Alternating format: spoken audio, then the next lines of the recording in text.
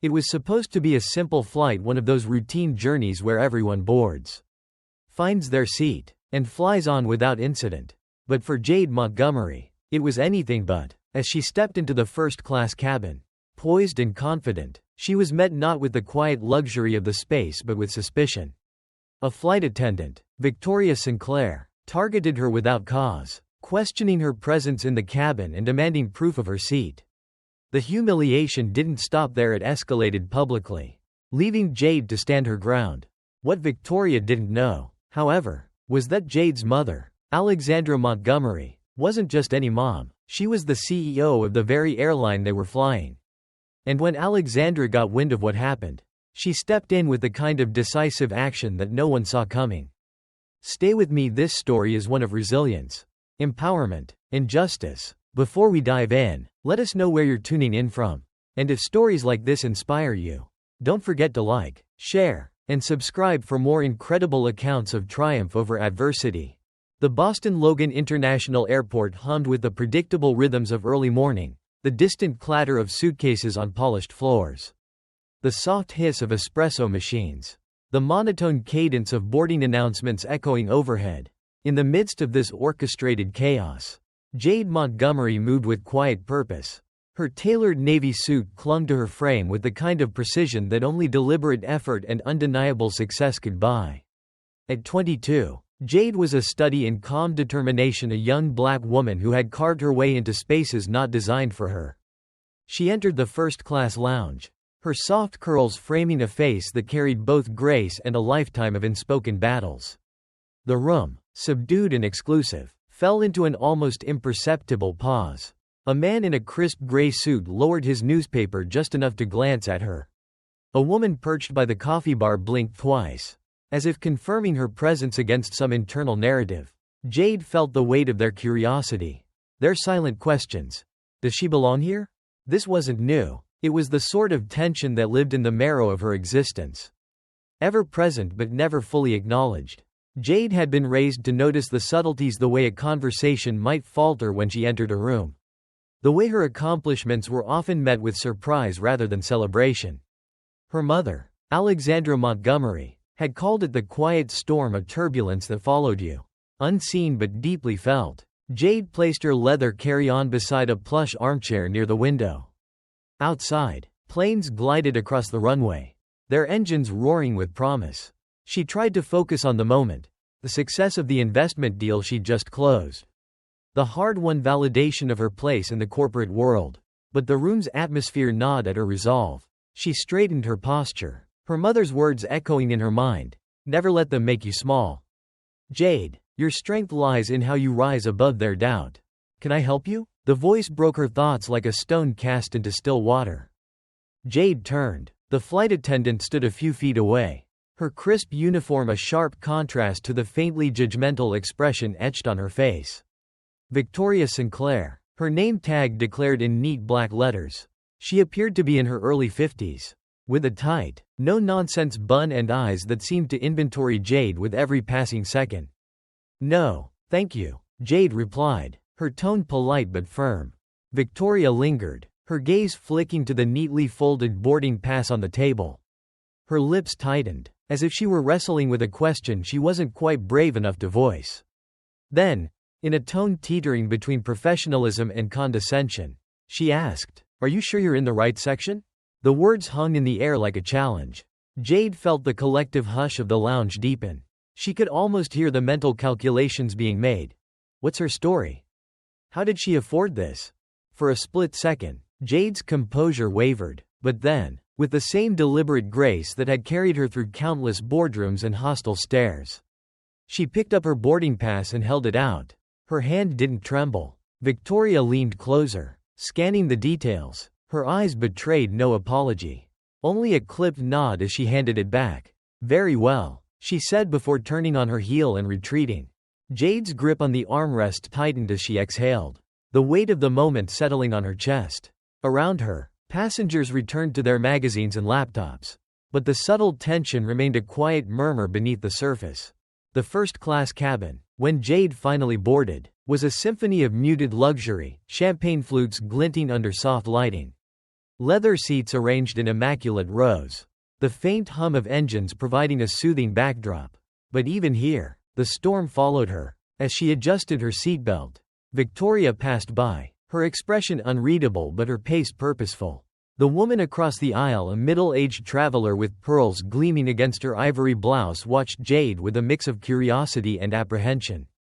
Beside her, an older man in a tailored suit gave a barely perceptible shake of his head. Jade closed her eyes, willing herself to breathe through the unease. But the sound of heels clicking against the aisle pulled her back. "Miss Montgomery." Victoria's voice was sharp, slicing through the cabin's calm. "I need to verify your boarding pass again." A murmur rippled through the passengers.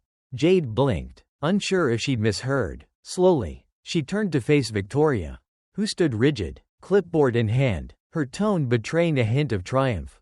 "I already showed it to you," Jade said, her voice steady despite the storm building inside her. "It's standard procedure," Victoria replied curtly, though the faint flush creeping up her neck suggested otherwise. "We periodically confirm passenger details." Jade hesitated, weighing her options. A confrontation now would draw attention she didn't want. But compliance felt like surrender. Reluctantly, she retrieved her boarding pass and handed it over. Victoria examined it with exaggerated care, as if searching for an excuse to escalate. When she found none, she handed it back with a tight-lipped smile that didn't reach her eyes. "Thank you for your cooperation," she said before moving on. But the moment didn't pass unnoticed. Across the aisle, the man with the tailored suit exchanged a knowing glance with the pearl-clad woman. A few rows back, a younger passenger discreetly angled their phone, the lens capturing what they sensed might unfold. Jade leaned back, her jaw tight. The hum of the engines no longer felt soothing. It was a low growl beneath the mounting tension. Outside, the sky stretched wide and unbothered. But inside, the cabin felt like a pressure cooker. And as Victoria lingered near the galley, her gaze flickering toward Jade, it became clear. The storm was far from over. The quiet hum of the engines filled the first-class cabin. A soft, rhythmic lull that should have eased the nerves of every passenger. But for Jade Montgomery, the sound was little more than background noise to the storm brewing in her chest. Outside the window, the horizon stretched endlessly, serene and boundless, a stark contrast to the tension tightening around her. Jade sat with her back straight, her hands resting lightly on the armrests, her polished demeanor intact, yet she felt it, the weight of eyes lingering too long. The charged atmosphere of judgments unspoken but potent. She could hear her mother's voice again, calm and steady as a lighthouse in a storm. "Hold your head high, Jade. Let their discomfort be their own." The tension first simmered, almost imperceptible, like a pot of water placed on low heat. Victoria Sinclair, the flight attendant who had already made herself known as a gatekeeper of sorts, hovered at the front of the cabin, clipboard in hand. Her sharp eyes darted between passengers, always returning to Jade with a flicker of something unmistakable: suspicion. "Champagne, sir?" Victoria's tone was syrupy as she poured a glass for an older man in a suit. He nodded curtly, the faintest smirk tugging at his lips as his gaze flitted toward Jade. She caught the look, a passing judgment cloaked in indifference. Her grip on the armrest tightened. Jade tried to focus on the book she had opened in her lap. But the words blurred on the page. Across the aisle, a younger flight attendant, Rosa Mendez, approached with the drink cart. Her warm smile was a stark contrast to Victoria's clipped efficiency. "Would you like anything to drink, Miss Montgomery?" Rosa asked, her tone genuine. "Just water, thank you," Jade replied, her voice calm but strained. Rosa poured with practiced grace, offering a small nod of acknowledgement. The tension in the cabin didn't escape her notice. It clung to the air like a faint but persistent smell of smoke. Victoria, now watching from the galley, pursed her lips. As Rosa moved on, Victoria stepped in. Her presence cast a shadow over Jade's row. "Miss Montgomery," she said, her voice louder than necessary, drawing the attention of nearby passengers. "I'll need to see your boarding pass again." The request was so absurd that, for a moment, Jade thought she had misheard. Slowly, she looked up, meeting Victoria's gaze. The flight attendant's expression was neutral, but the tightness in her jaw betrayed her determination. "I've already shown it to you," Jade said, her tone steady but edged with frustration. Yes, Victoria replied, her clipboard clutched tightly in her hands. But we've encountered a discrepancy with the manifest. I'll need to confirm your seat assignment. The murmurs began almost immediately. Passengers shifted in their seats, some glancing at Jade with thinly veiled curiosity, others avoiding her eyes entirely. Across the aisle, the older man with the champagne raised an eyebrow, his smirk deepening. Jade exhaled, forcing herself to remain composed. She retrieved her boarding pass from the side pocket of her bag and handed it to Victoria. Her movements deliberate. Victoria scrutinized the document as if it were a forgery, her eyes scanning every line with exaggerated precision. After an uncomfortably long pause, she returned it with a curt nod. "Thank you," she said, turning to leave. But Jade had had enough. "Excuse me," she said, her voice slicing through the murmurs. Victoria froze mid-step, her back rigid. Slowly, she turned, her expression carefully blank. "Can you explain why my boarding pass needs to be checked again when no one else's has?" Jade asked, her voice calm but pointed. Victoria's lips tightened. "As I said, there was a discrepancy. And that discrepancy," Jade pressed, "only applies to me?" The murmurs grew louder. Passengers began to exchange looks, some with raised eyebrows, others with faint nods of agreement. Rosa, standing near the galley, hesitated before stepping forward, her face a mix of concern and quiet resolve. "Victoria," Rosa said softly, her tone carrying a hint of warning. "I don't think. This is not your concern." "Rosa," Victoria snapped, cutting her off, "please return to your station." The tension in the cabin snapped like a taut wire. Jade's jaw tightened, but she kept her gaze steady. "If there's an issue, I suggest you take it up with the captain," she said, her voice firm. "But until then, I won't be moving." Victoria opened her mouth as if to argue, but the weight of the cabin's collective attention seemed to hold her back. She turned abruptly, disappearing toward the cockpit. Her footsteps echoed down the aisle, sharp and deliberate. As the minutes ticked by, the cabin grew quieter, the hum of the engines filling the void. Jade remained still, her composure intact but her chest tight with frustration. Across the aisle, the older man finally spoke. "Unbelievable," he muttered, his voice carrying just enough to be heard. "Typical." Jade ignored him, her focus on the window. Outside, the clouds rolled on, indifferent to the storm brewing below. When Victoria returned, her expression was as rigid as ever. But this time, she didn't approach Jade. Instead, she hovered near the galley, her movements mechanical, her gaze avoiding Jade entirely. The passengers watched, their curiosity now mingled with something else, unease. A woman 2 rows back discreetly raised her phone, angling it toward the aisle. Another passenger, a younger man in a hoodie, shook his head, his lips pressed into a thin line. Jade felt their gazes, their unspoken judgments, their silent support. The quiet storm had grown louder, its presence undeniable, and though she didn't know how or when, she knew one thing with certainty: this wasn't over. Not yet. The cabin had grown still, but it was not the peaceful kind of stillness. It was the heavy, suffocating quiet of tension unspoken, of a storm ready to break. Jade Montgomery sat rigid in her seat, her eyes fixed on the horizon outside the window. But her mind was anything but calm. Her hands rested lightly on her lap, though her fingers betrayed her, twitching faintly with the weight of restraint. She knew this script, she had lived it before. In boardrooms and coffee shops. At networking events where the air was laced with polite indifference that cloaked the sharper edge of exclusion. This wasn't about a boarding pass. It never had been. It was about belonging, about the silent, unspoken question that echoed in the minds of those who looked at her. Why is she here? Victoria Sinclair reappeared from the cockpit, her face a mask of control, but the edges of her composure frayed ever so slightly. She walked the aisle with purpose, her clipboard clutched tightly in her hands, as though it could shield her from the growing scrutiny of the passengers. Jade felt the shift before Victoria even stopped. The weight of the moment pressed down on her like a leaden cloak. When Victoria finally spoke, her voice was sharp, but it faltered just enough to betray the crack beneath. "Miss Montgomery," she began, loud enough for the cabin to hear. "I've spoken with the captain, and we need to address this matter immediately. I'll have to ask you to come with me." Jade blinked, disbelief flashing across her face before she quickly masked it. To address what, exactly? She asked, her tone calm but laced with steel. There's been an issue with your ticket, Victoria said, her words clipped. And until it's resolved, I must insist that you relocate to economy.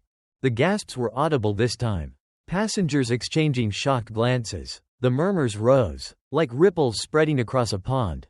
Across the aisle, the older man who had been watching with thinly veiled disdain now smirked openly, leaning back in his seat as though waiting for the drama to unfold. The woman 2 rows back continued to record, her phone angled discreetly, while another passenger whispered loudly to her companion, "This is outrageous." Jade's heart pounded, but she kept her expression steady. She had been prepared for this moment, though she had hoped it wouldn't come. Slowly, deliberately, she unbuckled her seatbelt and rose to her feet, turning to face Victoria fully. "I will not be moving," she said, her voice clear and unwavering. "I paid for this seat. I belong in this seat. And I refuse to let you treat me as though I don't." The cabin fell silent, the hum of the engines the only sound. Victoria's eyes widened momentarily before narrowing. She stepped closer, her clipboard clutched like a weapon. "Miss Montgomery, if you refuse to comply, I will have no choice but to escalate this further." Jade didn't flinch. "Then escalate it," she said, "but understand this. I will not be humiliated to satisfy your assumptions about who I am or where I belong." The words hung in the air, heavy and electric. Victoria's face flushed, her grip on the clipboard tightening. Behind her, Rosa Mendez stepped forward hesitantly. "Victoria," Rosa began, her voice gentle but firm, "maybe we should. This does not concern you." "Rosa," Victoria snapped, cutting her off. But Rosa didn't back down. Her voice grew stronger. "It concerns all of us," she said, glancing around the cabin. "What's happening here isn't right."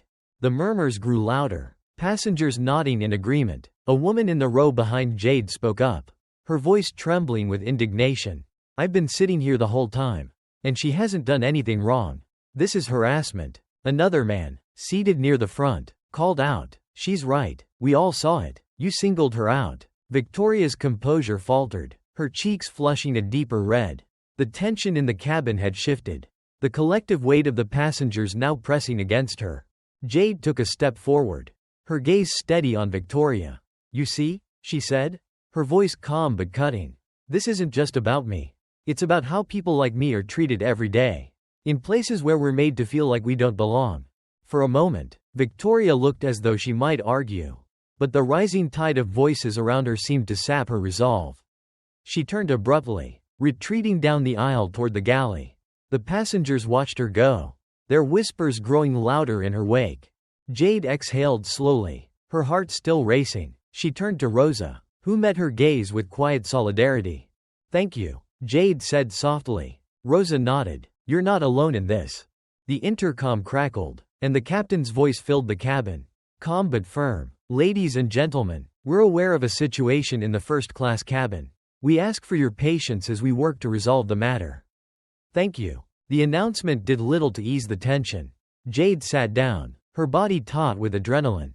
Across the aisle, the older man shook his head, muttering under his breath, "Unbelievable." Jade ignored him, her focus on the window once more. But her mind raced with the implications of what had just unfolded. This was no longer about a boarding pass or a seat. It was about dignity, about being seen and respected for who she was. As the plane continued its journey, the quiet storm in the cabin refused to dissipate. And Jade knew, deep in her bones, that the turbulence ahead would not come from the skies but from the reckoning that was now inevitable. The cabin had fallen into a tense, uneasy silence, the kind that demanded resolution but seemed afraid to reach for it. Jade Montgomery sat stiffly in her seat, her pulse a steady drumbeat in her ears. She stared out at the endless expanse of sky, her reflection faint in the window. Beyond the glass, the clouds rolled peacefully, oblivious to the storm brewing within the cabin. Victoria Sinclair's footsteps echoed faintly as she retreated down the aisle, her clipboard clutched tightly against her chest like a shield. She paused near the galley, speaking in hushed tones to a colleague. Jade couldn't hear the words, but she could feel the energy shift, the tension that radiated from Victoria. The furtive glances cast in her direction. This wasn't over. Jade knew it. The storm hadn't passed, it was only gathering strength. Minutes ticked by, heavy and deliberate. Passengers exchanged whispers, some louder now, emboldened by the confrontation they had witnessed. Rosa Mendez moved quietly down the aisle, her presence a calming contrast to Victoria's sharp edges. She approached Jade's seat once more, kneeling slightly to speak in a low voice. "Miss Montgomery," Rosa began, her tone soft but urgent. "I want you to know that I'm here if you need anything." And, she hesitated, glancing toward the galley. "I'm sorry for how you've been treated. This isn't right." Jade met Rosa's gaze, her expression softening despite the tension. "Thank you," she said quietly. "I appreciate that." The moment was interrupted by a sharp voice from the front of the cabin. Victoria had returned, her expression steely and resolute. She walked briskly toward Jade's row, her presence commanding the attention of every passenger. Behind her, the older man in the tailored suit watched with thinly veiled satisfaction, his smirk deepening. "Miss Montgomery," Victoria said, her voice carrying over the subdued murmurs. "The captain has authorized me to ask you to move to a different seat. If you refuse, I'll have no choice but to escalate this further." Jade stood slowly, her movements deliberate. She faced Victoria fully, her chin held high, her voice calm but unyielding. "I have already told you I'm not moving. I paid for this seat. I belong here. If you want to escalate this, go ahead, but understand this. I won't be intimidated." Victoria's lips tightened. She looked around, as if seeking support, but the cabin had turned against her. The passengers weren't silent anymore. "This is ridiculous," a woman behind Jade said loudly. "She's done nothing wrong. This is harassment," another voice added, firmer this time. A ripple of agreement swept through the cabin. Phones were raised now, cameras capturing every tense moment. Victoria's composure cracked further under the weight of the growing dissent. The intercom buzzed, cutting through the rising noise, and the captain's voice filled the cabin, calm but stern. "Ladies and gentlemen, this is your captain speaking. We've been informed of a situation in the first-class cabin. To ensure the safety and comfort of all passengers, I ask that everyone remain calm as we address the matter. Thank you for your cooperation." Victoria's face flushed. The announcement, meant to reinforce her authority, instead highlighted the weight of the moment. She turned sharply on her heel and disappeared toward the cockpit, leaving the cabin in a heavy silence. Jade sat back down, her hands gripping the armrests as she tried to steady her breathing. The adrenaline coursing through her veins made it difficult to sit still.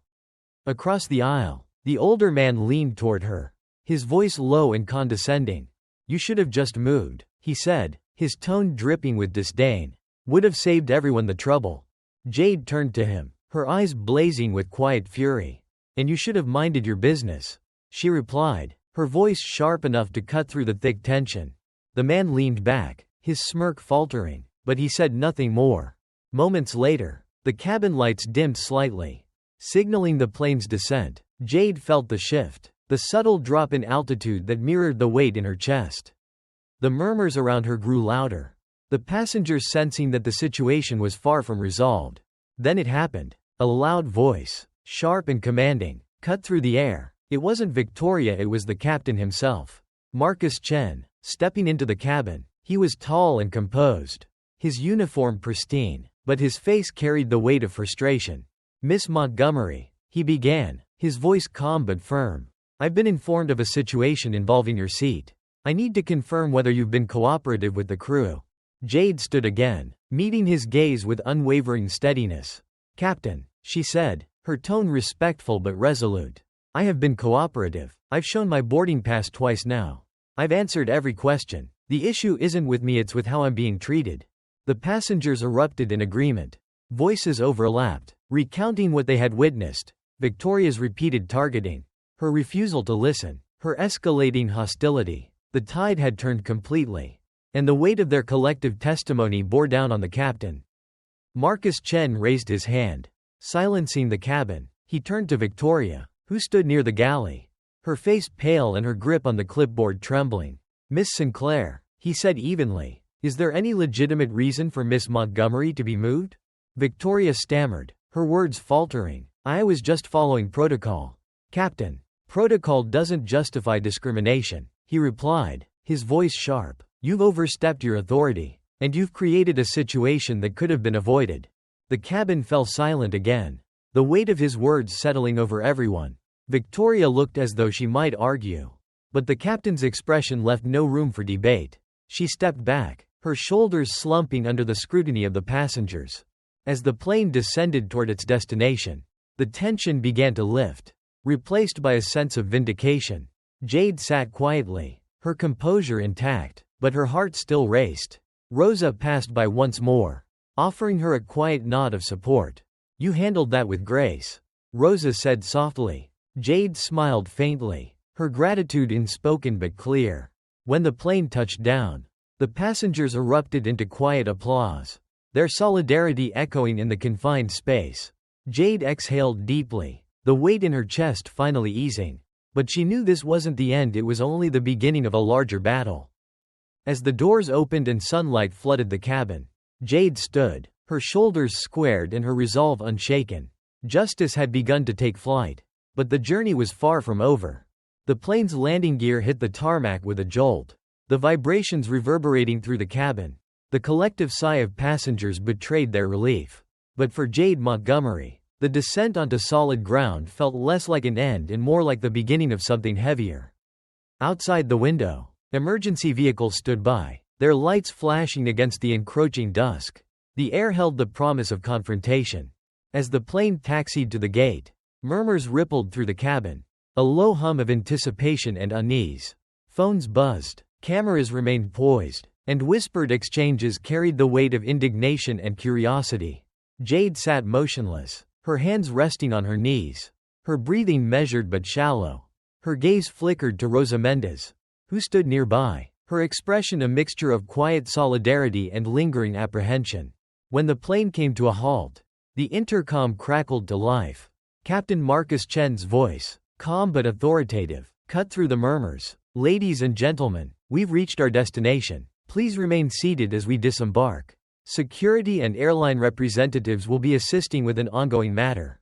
Thank you for your cooperation." The weight of his words hung in the air like a final verdict. Jade braced herself. She could feel the storm growing, the crescendo of what had begun as a quiet act of defiance. This wasn't just her story anymore, it belonged to everyone who had watched, who had chosen to speak up, who had decided they would no longer be complicit in silence. The cabin door opened with a hiss, flooding the first-class section with fresh air and harsh light. The murmurs grew louder as a team of uniformed officials boarded the plane, their expressions serious but controlled. At the forefront was an airline executive, her tailored suit a stark contrast to the gravity of her demeanor. "Miss Montgomery?" she called, her voice cutting through the din. Jade stood slowly, the collective attention of the cabin settling on her like a weight. She met the executive's gaze with quiet defiance, her chin held high. "That's me," Jade said evenly. The executive nodded. "If you'll come with us, please, we'll be addressing the matter immediately." Jade hesitated, glancing around the cabin. Rosa caught her eye and gave a small, encouraging nod. Passengers murmured words of support, a few even standing to voice their indignation. "This isn't right," an older woman declared, her voice trembling with anger. "She hasn't done anything wrong. She's being targeted," another passenger added, his voice louder now. "And we all saw it." The executive held up her hand, her expression firm. "I assure you, this will be handled appropriately. Your voices have been heard." Jade exhaled, her resolve hardening. She stepped into the aisle, the silence behind her punctuated by the hum of recording devices capturing every moment. As she moved toward the exit, she heard the applause, soft at first, then growing. It wasn't the hollow, perfunctory clapping of a landing, but a deliberate, rhythmic show of solidarity. Her chest tightened at the sound. The scene outside the plane was chaotic. Reporters had gathered near the terminal, their cameras trained on the disembarking passengers. Jade felt their lenses turned toward her immediately, the heat of the spotlight almost palpable.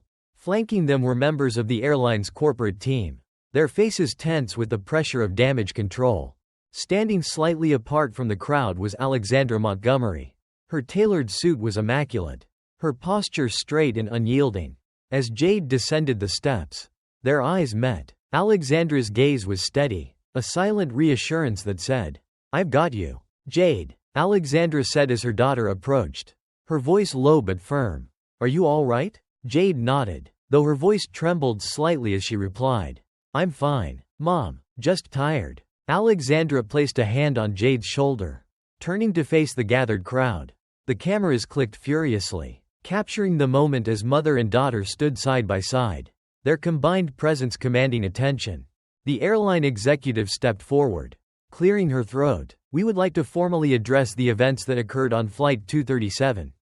We take these allegations very seriously and are committed to conducting a thorough investigation.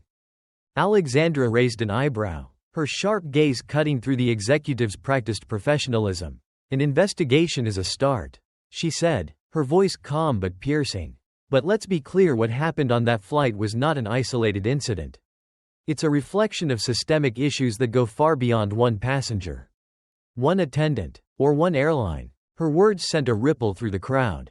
Reporters leaned in, microphones raised. Passengers from the flight began to step forward, their voices adding to the mounting chorus of accountability. She was harassed for no reason, a middle-aged woman said, her voice shaking with emotion. We all saw it. That attendant was out of line. And the way she was treated? A younger man added, holding up his phone. It's all on video. This has to stop. Victoria Sinclair stood at the edge of the scene, her once impeccable composure unraveling. She looked small, her clipboard now clutched limply at her side. Rosa, standing nearby, cast her a glance part pity, part quiet judgment. As the voices grew louder, Alexandra stepped forward, raising her hand to quiet the crowd. This is not just about what happened to my daughter, she said, her voice commanding. It's about the countless stories like hers that go untold. It's about the systemic bias that lives in the cracks of our institutions, in the spaces where people like my daughter are made to feel invisible. Her gaze swept over the crowd, her words landing with deliberate force.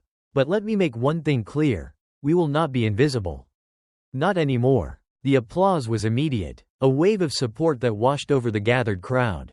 Jade felt a lump rise in her throat, but she swallowed it down, her resolve steeling. This was bigger than her now.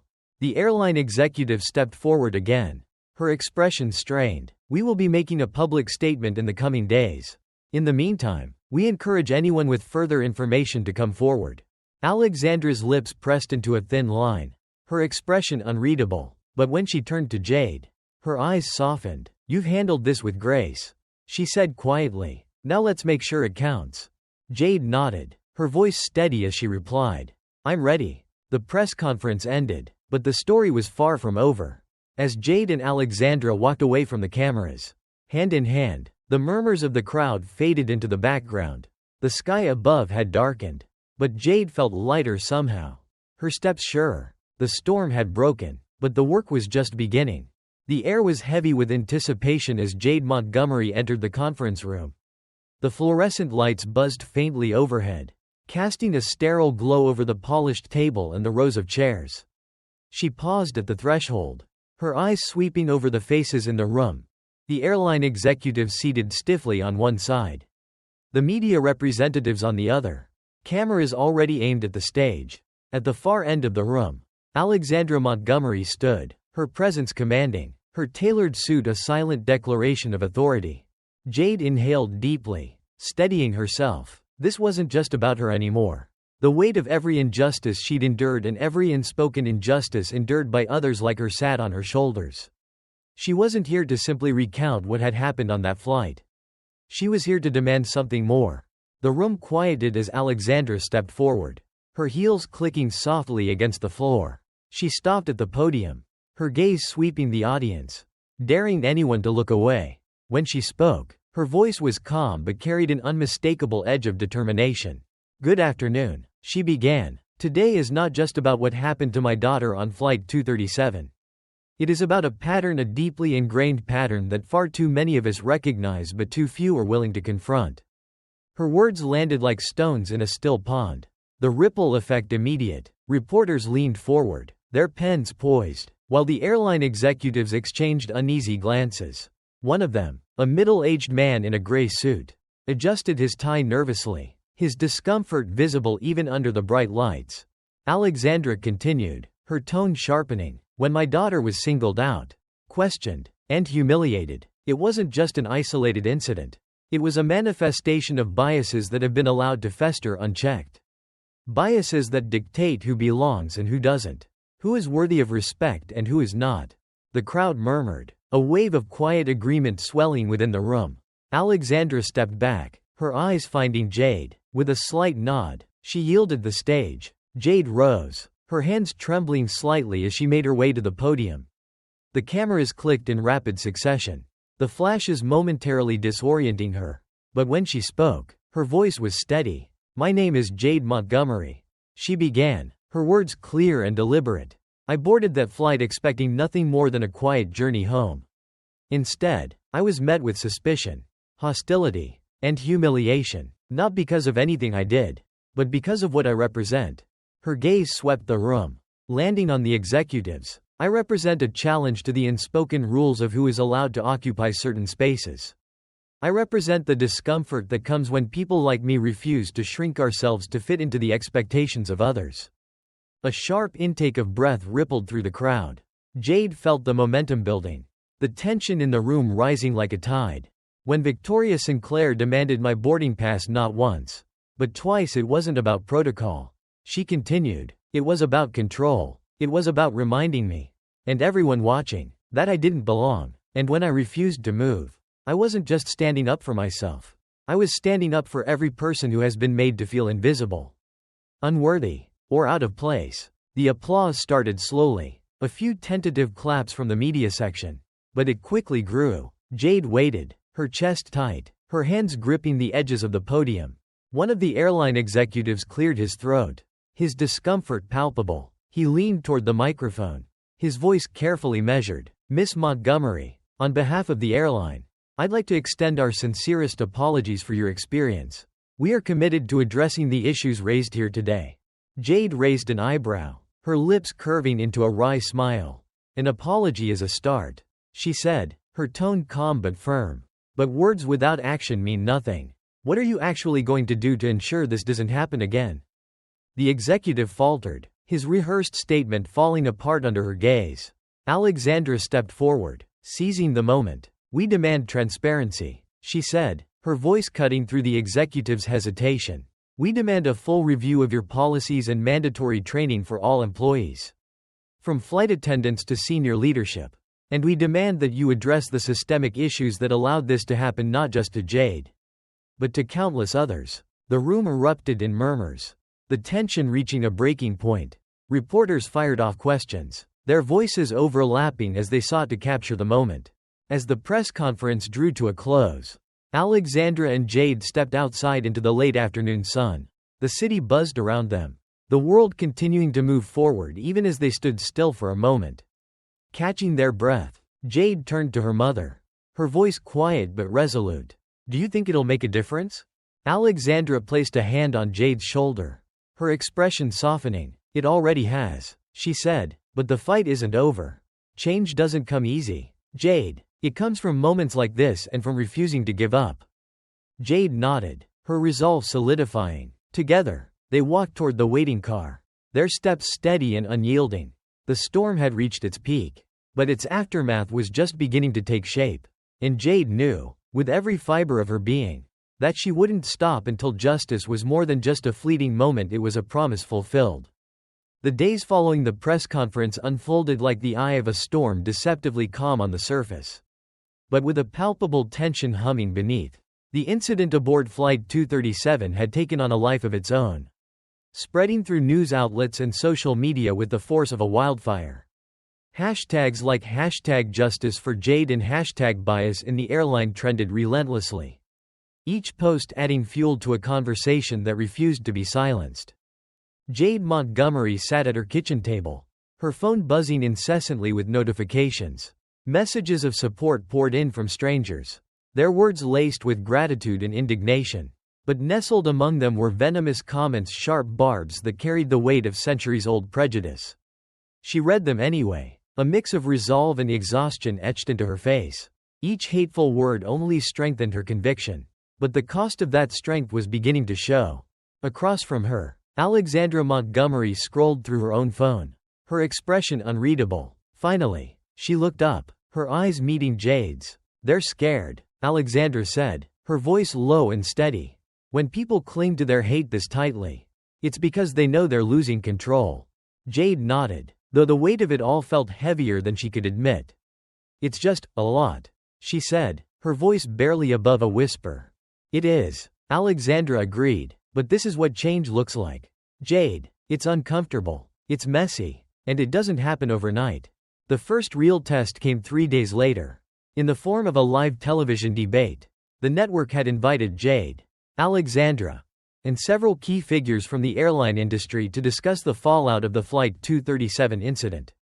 Among the panelists was Victoria Sinclair, the flight attendant whose actions had sparked the entire ordeal. Jade's heart pounded as she entered the brightly lit studio. The air inside was charged. The kind of tension that clings to a room when the stakes are impossibly high. Cameras loomed overhead, their red lights blinking like watchful eyes. As producers flitted about, murmuring instructions, Victoria was already seated when Jade arrived. She looked smaller than Jade remembered, her once impeccable demeanor now shadowed by visible unease. Her hands fidgeted in her lap, and her gaze darted nervously around the room. Jade felt a pang of something she couldn't quite name, not sympathy, but a reluctant recognition of humanity. The host, a seasoned journalist with a reputation for hard-hitting questions, greeted the panel before launching into the discussion. His first question was directed at Victoria. "Miss Sinclair, you faced significant backlash since the incident on Flight 237. Do you feel your actions were justified?" Victoria hesitated, her throat working as she swallowed. I was following protocol," she said, her voice trembling slightly. "But I recognize now that my actions caused harm. I didn't intend to discriminate. But I see how my behavior was perceived." Jade couldn't hold back. "Perceived?" she said, her voice sharp enough to cut through the tension. "Your actions weren't about perception, Miss Sinclair. They were about power. About making sure I knew my place." The room fell silent, the weight of Jade's words settling over the panel like a heavy fog. Victoria's face flushed, but she didn't reply. As the debate wore on, the conversation expanded, touching on systemic issues that extended far beyond one flight or one airline. Alexandra spoke with her characteristic poise, her words laced with both authority and compassion. "This isn't just about one incident," she said, her gaze sweeping the room. "It's about the culture that allows incidents like this to happen in the first place. A culture that teaches people subtly, insidiously, that some lives are worth more than others. And until we address that culture, no amount of diversity training or policy reform will make a difference." Jade watched her mother with a mix of admiration and gratitude. Alexandra had always been her anchor, her unwavering source of strength. But this fight wasn't just her mother's anymore. It was hers too. When the host turned to Jade, she felt the weight of every eye in the room, every camera trained on her face. She took a deep breath, her voice steady as she spoke. "What happened to me on that flight wasn't unique," she said. "It happens every day, in ways both big and small. And it's not just about race, it's about power. About who gets to belong and who doesn't. But here's the thing, I do belong. And so does every person who's ever been made to feel like they don't." Her words ignited something in the room. The audience erupted into applause, their claps a thunderous affirmation of her truth. Even the host seemed momentarily stunned, his next question forgotten as the energy in the studio swelled. By the time the debate ended, Jade felt a strange mixture of relief and exhaustion. She had held her own, had spoken her truth in front of millions. But the fight was far from over. As she and Alexandra left the studio, the host's final words echoed in her mind. "This conversation is just beginning." Outside, the night air was cool against her skin, the city buzzing with life. Alexandra turned to her, her expression soft but determined. "You were brilliant," she said. Jade smiled faintly, though her thoughts were already turning to what came next. The fire had been lit, and it was spreading fast. But fires, she knew, needed tending, and she was ready to keep it burning. The days after the televised debate were a whirlwind.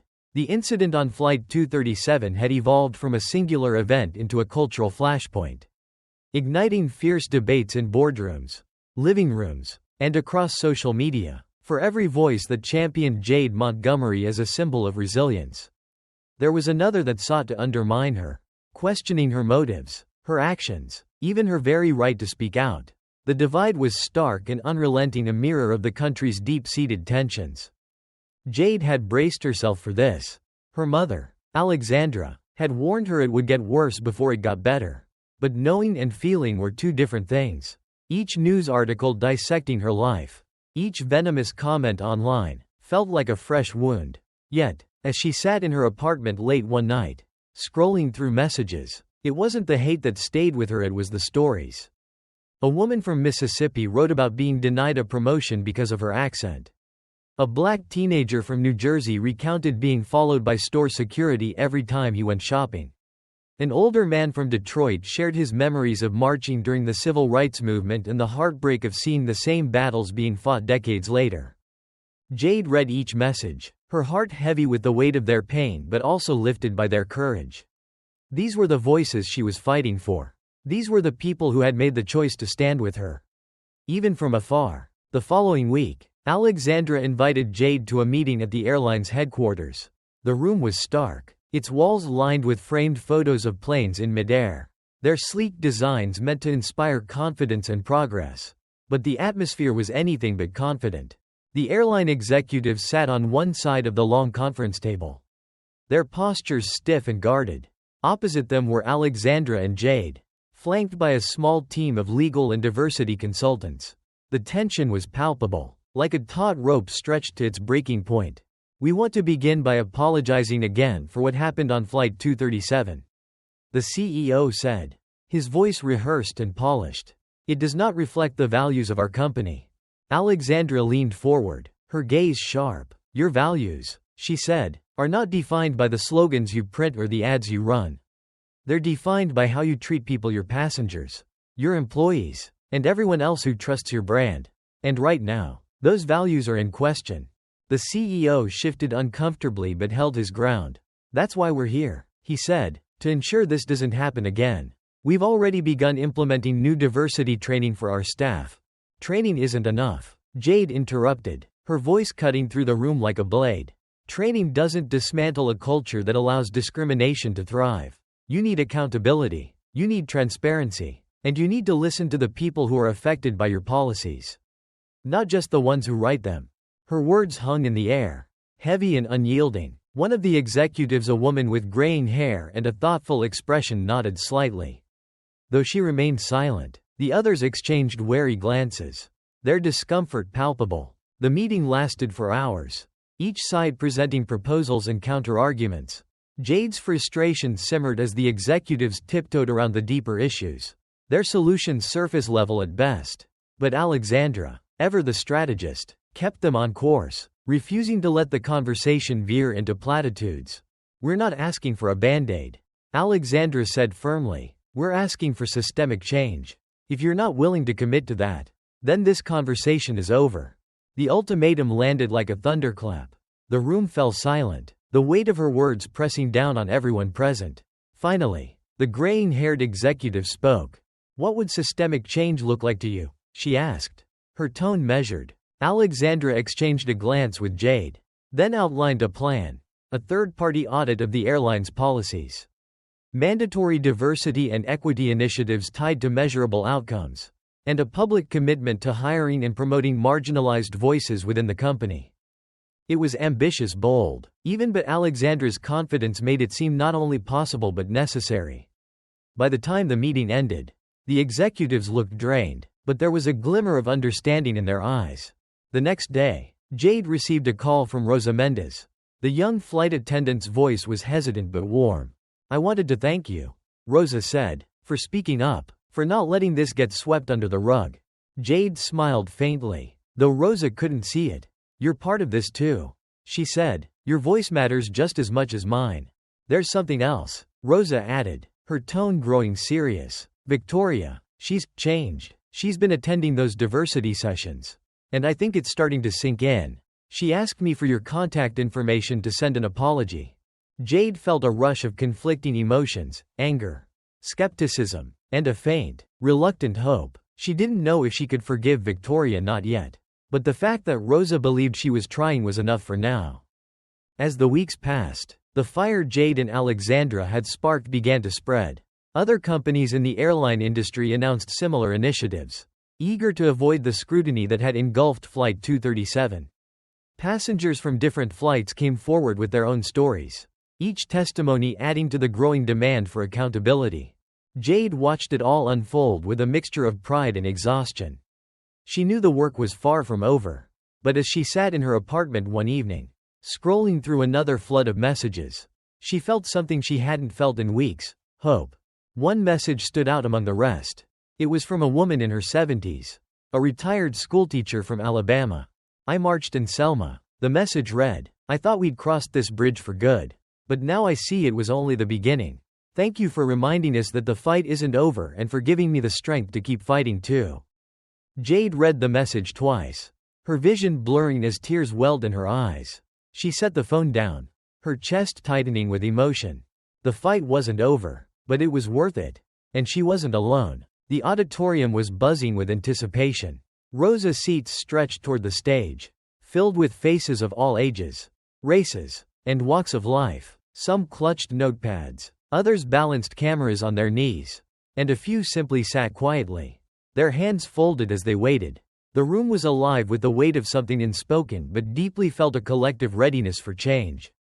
Jade Montgomery stood backstage, the low hum of the crowd filtering through the heavy curtain.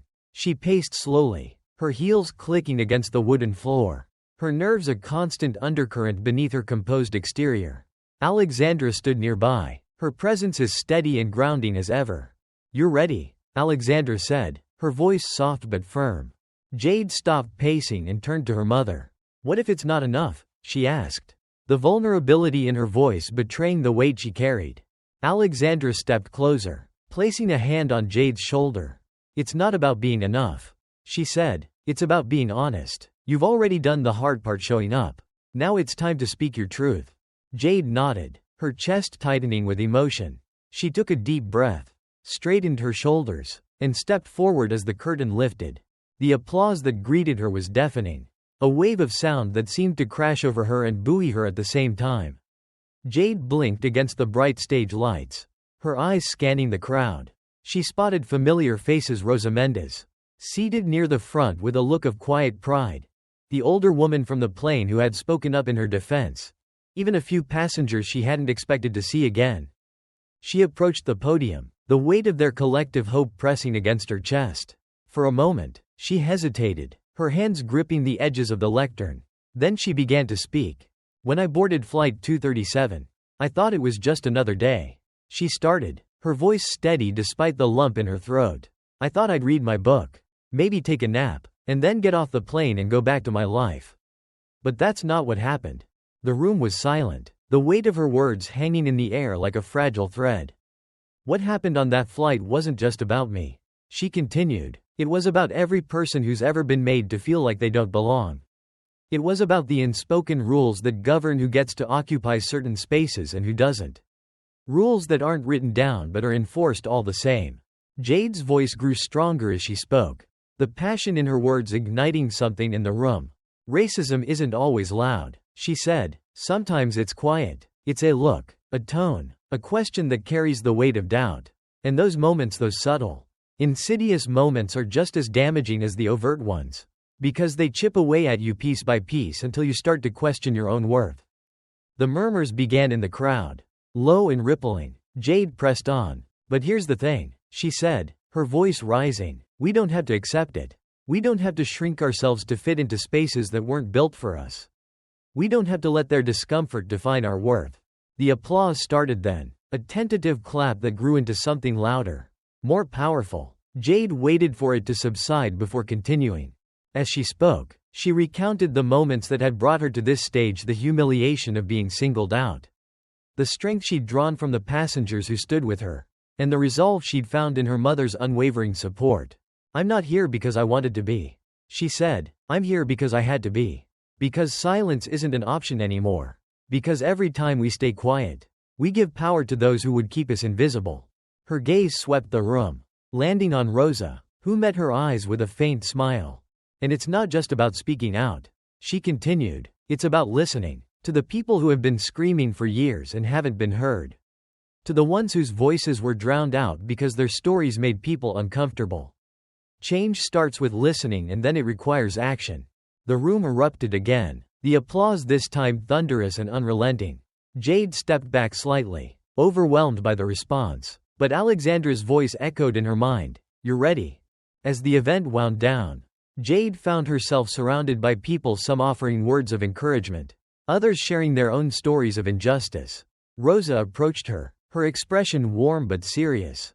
You did it, Rosa said. You said everything that needed to be said. Jade shook her head. It's not done yet. This is just the beginning. Rosa nodded, her eyes glistening. Then let's keep going. Late that night, as Jade sat alone in her apartment, she reflected on the day.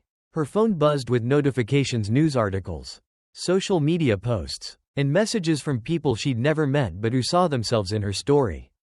One message stood out. It was from Victoria Sinclair. The words were simple but struck a chord. I'm sorry, and I'm trying to do better.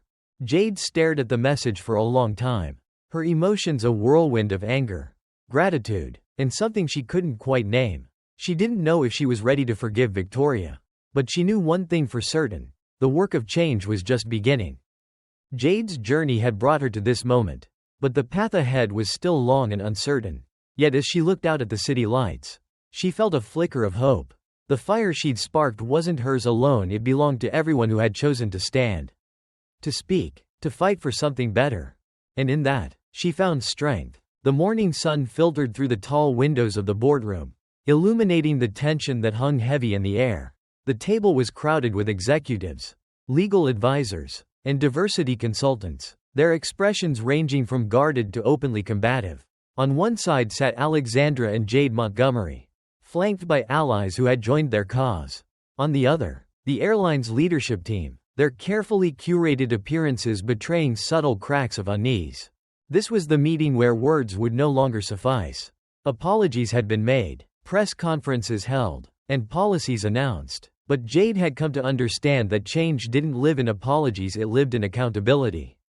And today, she would demand it. The CEO cleared his throat, breaking the silence. His tone was polished, but the strain was evident. We've reviewed the proposals you submitted, he began, glancing briefly at Alexandra. And while we agree that change is necessary, some of your recommendations are ambitious. Alexandra leaned forward, her expression unwavering. Ambition is exactly what's needed, she replied. Your company has operated for years without addressing the systemic issues that allowed incidents like Flight 237 to happen. Incremental change isn't going to fix that. Jade watched as the executives shifted in their seats. Some avoided eye contact. Others looked directly at her, their expressions a mix of discomfort and defiance. She felt the weight of their resistance, but she refused to let it deter her. The graying-haired executive, who had spoken cautiously at the previous meeting, broke the silence. Miss Montgomery, she said, addressing Jade directly, what do you hope to achieve with this? What does success look like to you?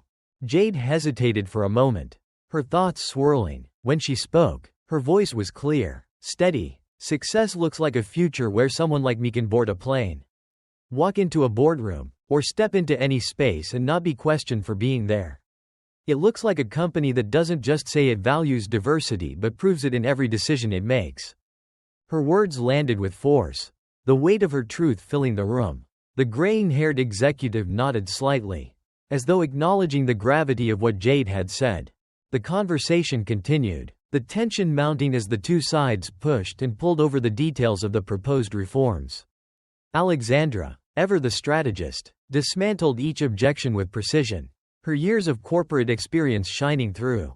Jade, meanwhile, found her voice growing stronger, more confident, as she articulated the changes she knew were necessary. But the real turning point came when Rosa Mendez, the flight attendant who had stood by Jade from the beginning, stepped into the room. Her presence was unexpected. She had been invited as a silent observer, but her expression made it clear she had something to say. I'm sorry to interrupt, Rosa began, her voice trembling slightly. But I can't stay silent anymore. All eyes turned to her. The room suddenly electric with anticipation. I've worked for this airline for 6 years. Rosa continued, her voice gaining strength. And in that time, I've seen things, heard things that I didn't speak up about because I was afraid. Afraid of losing my job. of being labeled difficult, of standing out when I was just trying to fit in. She turned to Jade, her eyes glistening. But watching you stand up for yourself, for all of us, made me realize that staying silent isn't an option anymore. The room was silent, the weight of Rose's words pressing down on everyone present. Even the most resistant executives seemed momentarily disarmed.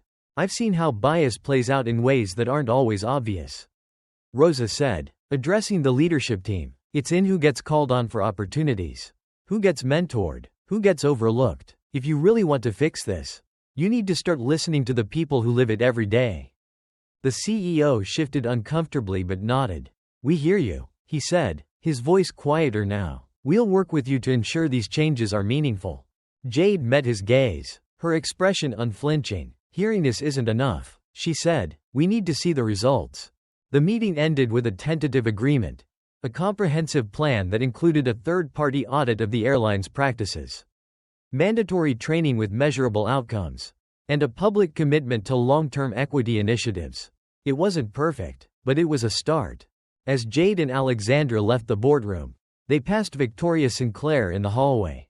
The former flight attendant looked nervous, her clipboard nowhere to be seen. She hesitated, then stepped forward. Miss Montgomery, Victoria began, her voice barely above a whisper. I just wanted to say, I'm sorry for everything. I've been doing the work attending the sessions, listening to the stories, and I see now how much harm I caused. I can't change what I did, but I'm trying to do better. Jade studied her for a moment, her emotions conflicted. Finally, she nodded. It's a start, she said. That evening, as Jade sat on her balcony overlooking the city, she felt a rare moment of peace. The fight wasn't over, there were still countless battles to be fought, both for herself and for others. But for the first time, she felt that change was possible. Alexandra joined her, a glass of wine in hand. You did well today, she said, her tone proud but tempered. Jade smiled faintly. It doesn't feel like enough. It never does, Alexandra replied. But enough isn't the goal. Progress is. And today, you moved the needle. As the city lights flickered below, Jade allowed herself to believe it. The road ahead was long, but she wasn't walking it alone. And that made all the difference. The sun hung low in the sky, casting long shadows across the Montgomery home. Inside, the atmosphere was anything but serene. Jade sat at the dining room table, her laptop open in front of her, emails and notifications flooding the screen.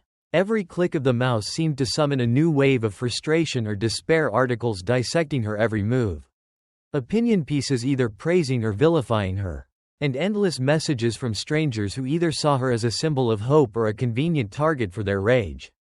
Her mother, Alexandra, stood by the window, her silhouette framed against the fading light. She watched Jade in silence, the lines of concern etched deeply into her face.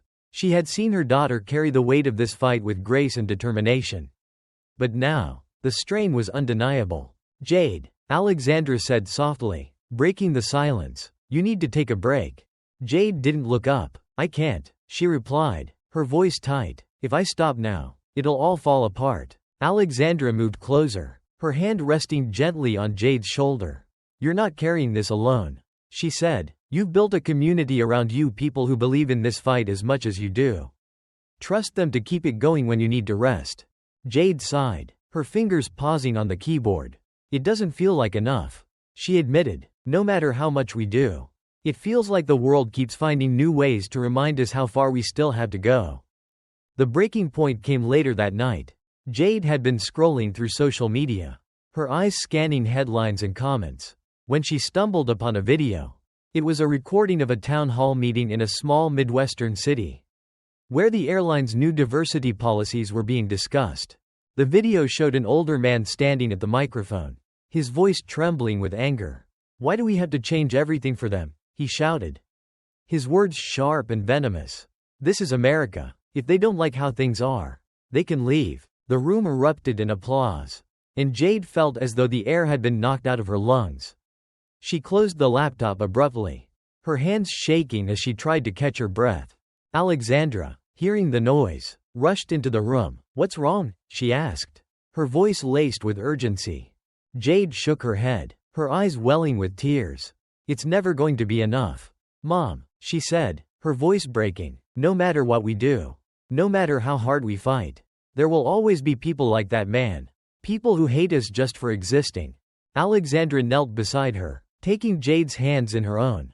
Listen to me, she said firmly. You're right, there will always be people who resist change. But you're not fighting for them. You're fighting for the people who believe in a better world, even when it feels impossible. You're fighting for the ones who don't have the strength to speak up for themselves. And most importantly, you're fighting for yourself. The next morning, Jade awoke with a renewed sense of purpose. The pain of the previous night hadn't disappeared, but it had settled into something steadier, a quiet resolve that carried her through the day. She spent the morning drafting a letter, one addressed not to the executives or the press, but to the people who had stood with her through the storm. In it, she wrote about the challenges she had faced, the moments that had nearly broken her, and the hope that kept her moving forward. We're not just fighting for a seat at the table, she wrote. We're fighting to rebuild the table entirely so that it reflects the voices, experiences, and humanity of everyone, not just the few who have always been heard. When the letter was published later that day, it spread quickly, resonating with people across the country.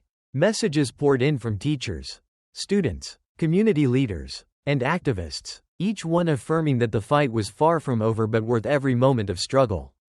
That evening, Jade attended a community event organized by Rosa Mendez. It was a gathering of airline employees, passengers, and local advocates, all united by a shared commitment to equity and justice. As Jade stepped into the room, she was greeted by warm smiles and quiet nods of respect. The energy was electric, charged with the collective belief that change was possible. Rosa approached her, a broad smile on her face. I'm glad you came, she said. You've inspired so many people. Jade, including me. Jade smiled faintly, her gratitude unspoken but evident. I'm just trying to do my part, she said. And you're doing more than that, Rosa replied. You're reminding us all what's worth fighting for. The night ended with a candlelit vigil, each flickering flame a symbol of hope and resilience. As Jade stood among the crowd, the glow of the candles reflected in her eyes. She felt a sense of peace she hadn't known in weeks. For the first time, she truly believed that the fight was bigger than her and that it would continue. Even in the moments when she couldn't. The road ahead was still long, and the challenges would not cease. But as Jade looked around at the faces illuminated by the soft light, she felt the strength of their collective will. And she knew, with unwavering certainty, that they would not stop. Not now, not ever. The grand hall of the Civic Center was a testament to possibility. Its soaring ceilings and wide windows bathed the room in soft light, illuminating the faces of the hundreds who had gathered. There were journalists with cameras poised, community leaders with notepads in hand, and citizens who had traveled from distant cities to witness a moment they hoped would mark the beginning of something transformative. At the center of the room was a simple stage, adorned with a single podium. Behind it, a banner read, "Equity in Action, Rebuilding Together." Jade Montgomery stood just behind the curtain, her heart pounding in rhythm with the murmur of the crowd. This moment wasn't just about her, it was about everyone who had lent their voices to the fight. Everyone who had risked being seen to demand they be heard. Beside her, Alexandra Montgomery adjusted the collar of her jacket, her presence as steadying as ever. Are you ready? She asked, her voice low. Jade exhaled, the tension in her shoulders easing slightly. As ready as I'll ever be. Alexandra smiled, a small, proud curve of her lips. Then go remind them why they're here. As Jade stepped onto the stage, the applause that greeted her was thunderous, a wall of sound that seemed to vibrate in her chest. She paused at the podium, her hands steadying against the edges, and waited for the crowd to settle. When she began to speak, her voice was soft but deliberate. Thank you, she said, her words carrying over the hushed room. Thank you for showing up. For standing with me, for standing with each other. Today isn't just about one flight, one company, or even one industry. It's about a truth that runs deeper than any policy or statement, a truth we all know but too often try to ignore. She paused, letting the weight of her words settle. Racism doesn't just live in the loud, hateful moments. It lives in the quiet assumptions, the unspoken rules, the systems that were built to serve some while excluding others. It lives in the spaces where we're told we don't belong, not with words, but with looks, actions, and silence. The room was silent, Every face turned toward her, their expressions a mix of focus and emotion. Jade's voice grew stronger as she continued, the cadence of her words rising. We've been taught to believe that change is impossible. She said, that the systems are too big, the problems too entrenched. But that's a lie. Change isn't impossible, it's uncomfortable. It's messy. And it takes all of us choosing, again and again, to do the hard work of rebuilding. She glanced out over the crowd, her eyes catching those of Rosa Mendez, who nodded encouragingly, and Victoria Sinclair, who sat near the back, her face lined with regret but also determination. For a moment, Jade felt the enormity of it all, the pain, the hope, the fight, and then she pressed forward. Rebuilding means more than just adding a few seats at the table, she said. It means tearing down the table when it doesn't serve us and building something better. Something that reflects the humanity of everyone it's meant to hold. The applause was immediate, a wave of sound that filled the room and echoed off the high ceilings. But Jade wasn't finished. She raised her hand slightly, and the crowd quieted once more. This isn't the end of the story, she said. It's just the beginning. We have so much work to do. And it won't be easy. But every step we take brings us closer to a world where no one has to fight to prove their worth. A world where equity isn't just a word, it's a reality. Her final words hung in the air like a promise. And we will get there. Together. After the event, the hall buzzed with energy. People clustered in groups, sharing their stories, their plans, their ideas for how to carry the momentum forward. Jade moved through the crowd, stopping to listen, to thank, to encourage. When she reached Rosa, the younger woman embraced her tightly. You were incredible, Rosa said. I can't believe how far we've come. Jade smiled, though her eyes glistened with unshed tears. We still have a long way to go, she said, but for the first time, it feels like we're moving in the right direction. Nearby, Victoria approached cautiously, her expression hesitant. Miss Montgomery, she began, her voice soft. I just wanted to say thank you. For your grace. For not giving up. You've inspired me to see things differently and to be better. Jade studied her for a moment, her emotions a swirl of anger, forgiveness, and understanding. Finally, she extended her hand. It's not about being perfect, she said. It's about doing the work. Victoria took her hand, her grip firm. Then I'll keep doing it. Later, as the crowd began to disperse, Jade stepped outside into the cool evening air. The city stretched out before her, its lights twinkling against the dark sky. Alexandra joined her, the quiet between them comfortable. You were right, Jade said, breaking the silence. About what? Alexandra asked. About this being bigger than us. Jade replied. About the fight being worth it.